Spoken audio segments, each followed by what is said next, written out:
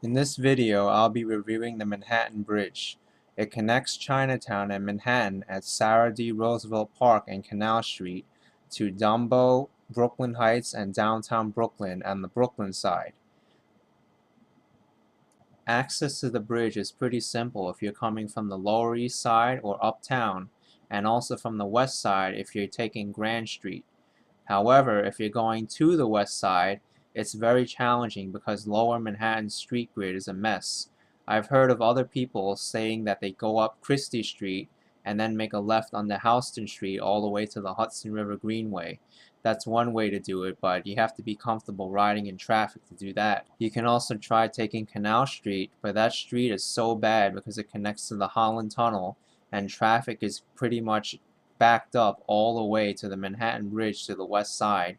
So only do that if you're like the bravest of cyclists. Otherwise, I would not recommend it at all. In other cases, I'd recommend taking the Brooklyn Bridge for easy access to the west side.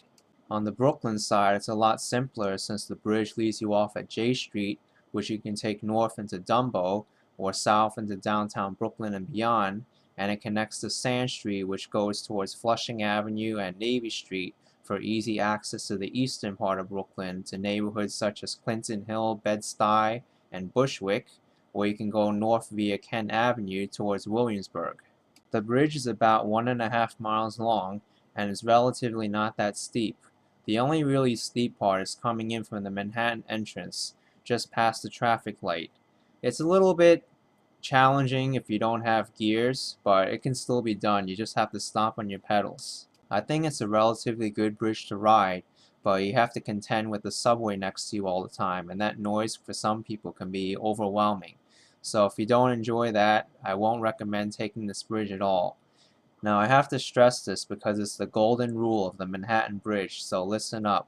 And that is, if you're not sure you're able to pass someone, don't do it, because there's not enough room to pass each other if there's another person coming on the other side, and you don't want to be on the other side of someone hitting you and your head being full of blood, because I've seen stories of people around the corner on the Manhattan entrance as well as on the bridge itself where they didn't leave enough room to pass and a bad accident happened. So don't be one of those people in the news reports. By far the most dangerous section of the bridge is just past the Manhattan entrance, where there's a blind turn and you can't see people coming. There's signs posted here that say do not pass, but people are stupid anyway and just ignore it because they're in a hurry and they don't value their life. I recommend if you're going past this turn on either side to slow up, and if you have a bell or a horn, just ring it or honk it to let other people know that you're coming by, because you don't want to be someone on the ground. Once again, this goes back to the golden rule of the Manhattan Bridge. If you're not sure you're able to pass, don't do it.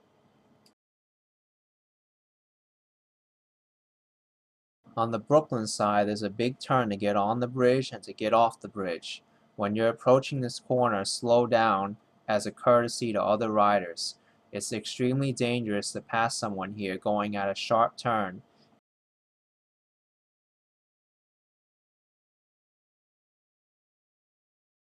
Overall, I'll give this bridge a 3.5 out of 10 for safety because of the passing zones, the blind corners, and dark spaces.